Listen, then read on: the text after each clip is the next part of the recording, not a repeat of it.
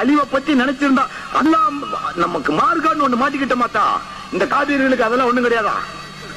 சொர்க்கம் நரகம் ஒண்ணு கிடையாதா? அவன் இண்டிபெண்டா நம்மள அட்டாக் பண்றான், நமக்கு முடியல.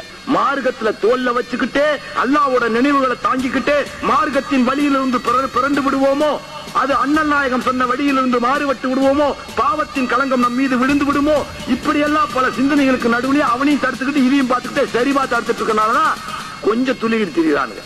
நம்ம மார்க்கம் மாத்திரம் சும்மா பூண்டு விளையாடுன்னு ஒரு லிபர்ட்டியை கொடுத்திருந்துச்சுன்னா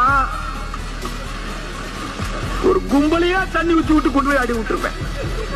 2 வேளைக்கு தண்ணி வாங்கி கொடுத்தா தீர்ந்து போச்சுட்டா விட்டுறா சோடா முட்டிலே கதையை முடிச்சு 50 பேர் சொல்றா நாரே தச்சுன்னு அல்லாஹ் பண்ண அடிச்சு பண்ணி வச்சிருப்பா.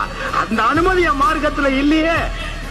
வலு இருக்கிறது, வழி இல்லை. காரணம் மார்க்கத்துக்கு நாம் அர்ப்பணிக்கப்பட்டவர்கள், அடிமையானவர்கள். ஆனா உங்களுக்கு அதெல்லாம் கிடையாது. சாமி கும்பிட்டால் தண்ணியை போட்டு கும்பிட்டாதான் தம்மா இருக்குங்கிறீங்க. எங்களுக்கு மார்க்கம் வாயம் கட்டி கையும் கட்டி இவ்வளவு கட்டி போட்டு உங்களையும் தடுக்க சொல்லி இருக்கிறதல்ல. இதுதான் இன்டலெக்சுவல் ஃபைட். சவாபை நினைத்தல்ல, சாவை நினைத்துத்தான். அல்லாஹ் இதுக்கெல்லாம் எங்களுக்கு சவாபே இல்லாம சன்மார்க்கம் என்பது எல்லோருக்கும் கிடைக்க வேண்டும்.